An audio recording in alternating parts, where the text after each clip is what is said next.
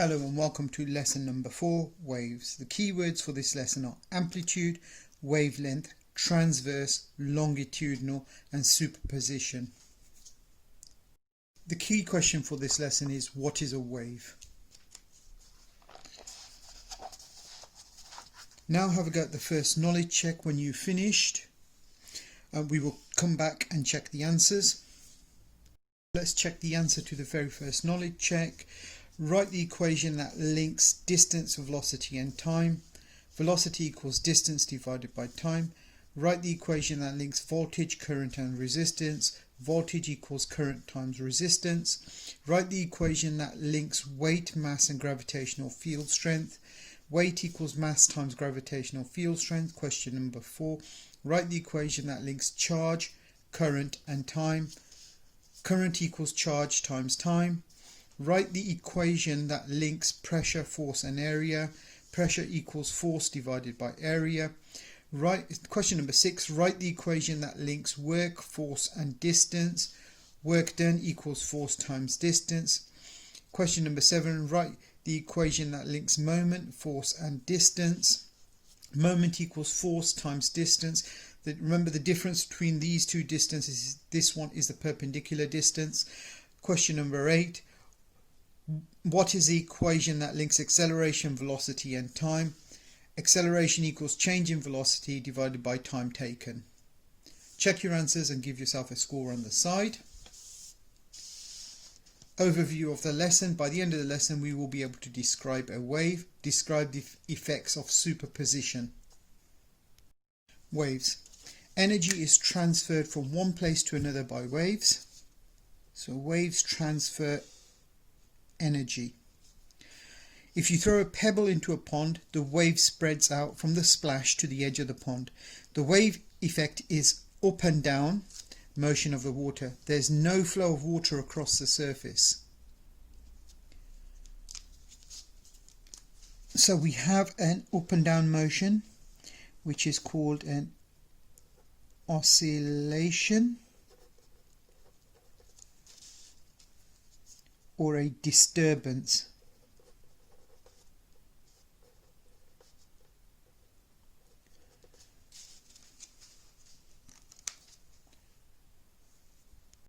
So I'm just going to clarify the point that waves transfer energy and not matter. So if we had a rope and we were to move the rope up and down, we will set up a wave going along the wave. So we have a motion going up and down. That's our disturbance. It sends a wave through the rope. The individual particles in the rope don't move along. They just move up and down. What's transferred along this direction, the wave direction, is energy. So the particles don't move. Energy is transferred from one side to the other of the rope. Following video, because we don't have a slinky spring available to us at the moment, and then we're going to come back and look at transverse and longitudinal waves. Okay, this is the slinky demo. We're going to go through a number of things here. Let's start with the basics. First of all, we are showing different kinds of waves, and the two kinds of waves are transverse waves and longitudinal waves. A transverse wave, you want to think it starts with a T, so it goes down. It's a T, you have the motion or the energy goes that direction, but the vibrations are perpendicular to that direction of motion. Just like when you traverse, or you go across a canyon, or you traverse a bridge. The other one, the longitudinal wave, is also known as a compression wave. Okay, so compression wave goes parallel to the motion, transverse wave goes perpendicular to the motion. Now, other things that we can do, let's talk about the speed of the wave. Just as in other kinds of harmonic motion, the amplitude does not affect the speed. I'm going to do a small pulse and a big pulse. Small pulse, big pulse. Now, let me do them on top of one behind the other, and we'll see if they catch up with each other. Notice even when they reflect, they stay away from each other. We'll do it one more time. So you'll notice, if you look carefully, that the large wave did not catch the smaller wave. I think most people would think that a bigger amplitude, the larger wave, would move faster, but it never catches it. The only thing that a large amplitude does is it has more energy, so it'll go farther before it dampens or dies out. Well, this is no different than a loud sound being heard from farther away than a weak sound. It has more amplitude, so it can go farther before it dampens. All right, now let's talk about constructive and destructive interference. We have someone at the other side that's going to help me out here. Both of us are going to go this direction, and we have these squares here that help us out. We're going to go to that spot. Oh, before I do that, sorry. Speed of the wave. I can actually make it faster by pulling in the coils. That makes it tighter, and watch how much faster the wave is. You should be able to see that that's significantly faster. And notice it goes farther too. It goes back and forth more often, or more times. And the reason for that simply is that there are less coils touching the ground, so there's less friction. Okay, sorry about that. Oh, another thing I didn't show, I apologize, this is not perfectly scripted. I'm going to have you go ahead and do a transverse wave, and I'm going to do a longitudinal wave. When the end of a slinky spring is moved sideways, you can see the wave passing down the length of the spring. When we mean sideways, the spring is going in this direction and the sideways movement is 90 degrees to the length of the spring. The to and fro motion of the coils are called oscillations, and this is called a transverse wave. So when we have the oscillation at 90 degrees to the wave movement, so the wave travels in this direction, wave direction, and oscillation is at 90 degrees to the wave direction. This is a transverse wave. In a transverse wave, the oscillations are right angles. So when a spring is moved sideways, the to and fro motions of the coils are called oscillations. This is called a transverse wave when the oscillations are 90 degrees to the wave direction.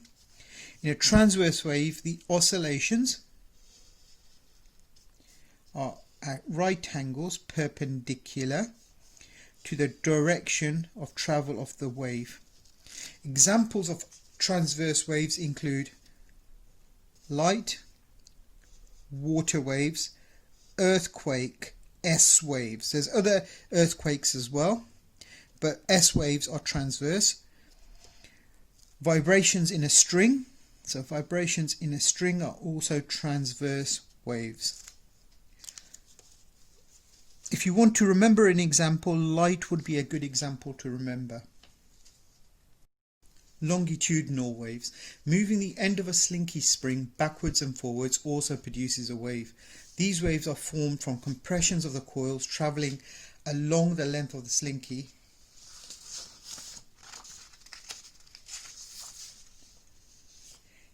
In between these compressions are spaced out sections called rarefractions. This is called a longitudinal wave. The oscillations are in the same direction as the direction of travel of the wave. So we have compressions. That's areas where the spring bunches up. We have areas called rarefraction. This is where the spring stretches out. And when we have compressions and rarefractions, this is a longitudinal wave. And in a longitudinal wave,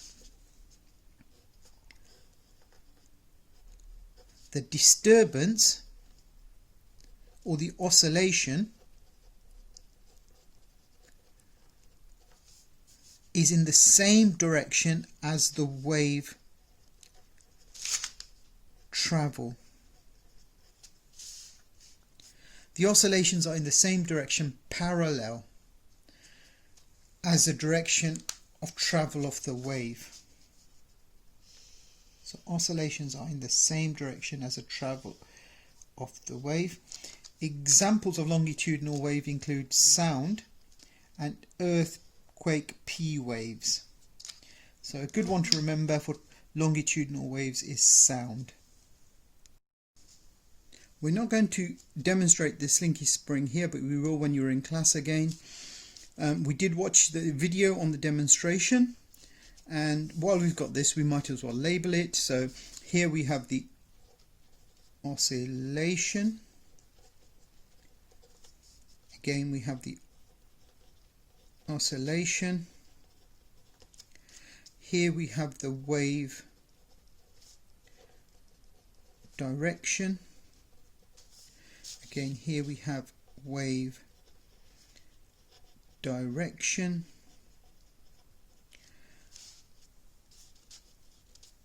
This is a transverse wave, and this is a longitudinal wave. And in the longitudinal wave we have areas of rarefaction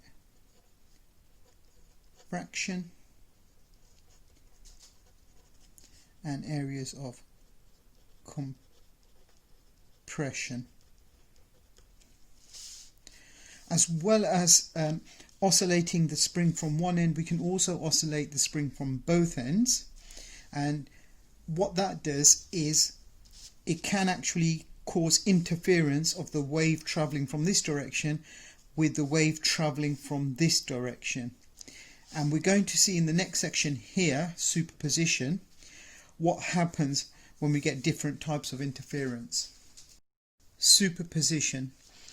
What happens if both ends of the slinky spring are oscillated at the same time? So this is what we're going to look at. So a crest of one wave meets a crest of another on the same side. So it's on the same side, they're going to meet together. So we oscillated the spring on either side and we created these two waves, and they're going to meet with the crest or the hump of both waves on the same side. So this is what we have, and they're going to meet at the same time. So if I put it at the bottom here, so they're going to meet like this, and what will happen is the amplitude or the height of the wave will increase. So we get an increase in height, and this is constructive interference because the waves interfere with each other.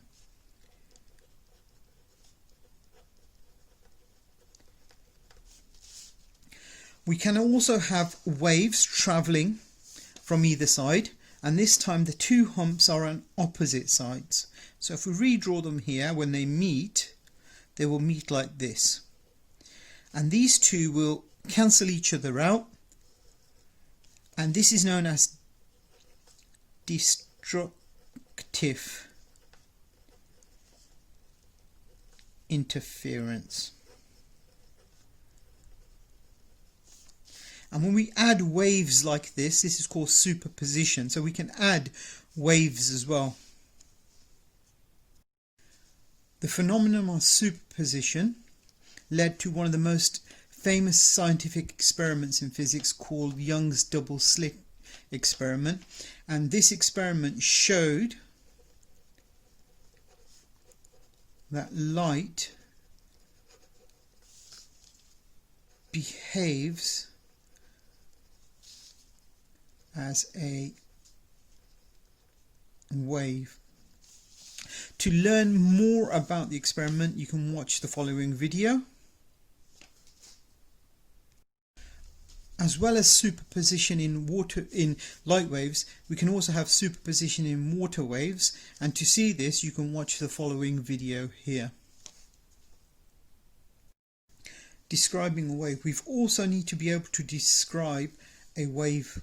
So here we see a typical wave. The high parts of the wave are called crests, sometimes they're called peaks as well, and the low parts of the wave are called troughs. So the top of the wave are crests and the bottom of the waves are called troughs.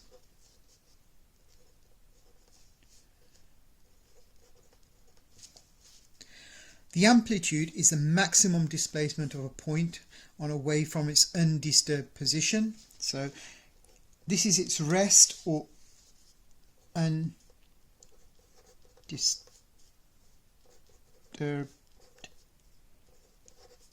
position. And here is a maximum height of the wave, and this is known as the amplitude.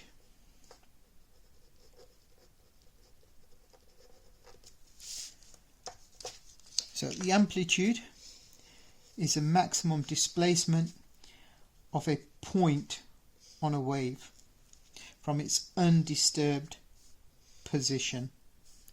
So in that case it's a dashed line. The wavelength of a wave is a distance from one point. So the wavelength of a wave is the distance between one point on a wave and an equivalent point on an adjacent wave. So example, crest to crest. Wavelength is shortened to the Greek letter lambda. So here wavelength is shown from peak to peak, and it's represented by the Greek letter lambda. So when we measure wavelength, the best place to measure the wavelength is usually crest to crest or trough to trough. So that's the wavelength.